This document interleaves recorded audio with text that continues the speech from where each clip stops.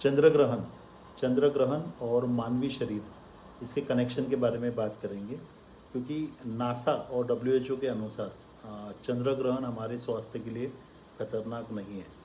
और अगर हम लोग देखेंगे कि मानवीय शरीर के ऊपर इसका किस तरीके से असर हो सकता है चंद्र ग्रहण का, तो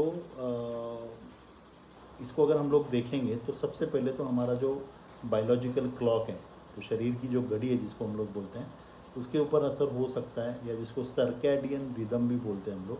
जो चंद्रमा की जो रोशनी है वो हमारे नींद वाला जो हार्मोन है जिसको हम लोग बोलते हैं मेलाटोनिन, उसको प्रभावित कर सकती है, और जिसके कारण शायद आपको उसका प्रभाव दिख सकता है आपके नींद में, और हल्का सा कहीं ना कहीं पैटर्न आपको बदलता हुआ दिख सकता है।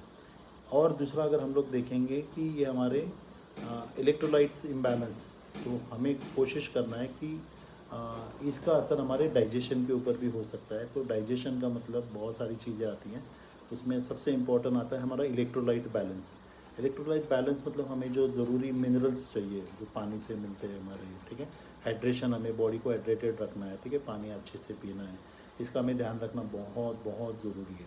और इसके अलावा अगर हम लोग देखेंगे कि डाइजेशन में भी हमने कोशिश करना चाहिए कि हमें हल्का खाना खाना चाहिए, क्योंकि अगर इस प्रक्रिया में हमारे शरीर में अगर डाइजेशन स्लो है और अगर हम लोग उसको बहुत ज़्यादा चीज़ों में लोड करेंगे तो वो शायद हमारा डाइजेशन के रिलेटेड चैलेंज आ सकते हैं।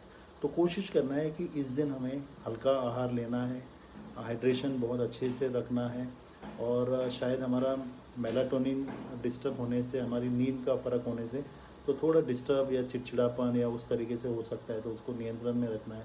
That's it, and there are so many things, but this is what I wanted to share. So thank you very much. My name is Rajesh Deshmukh.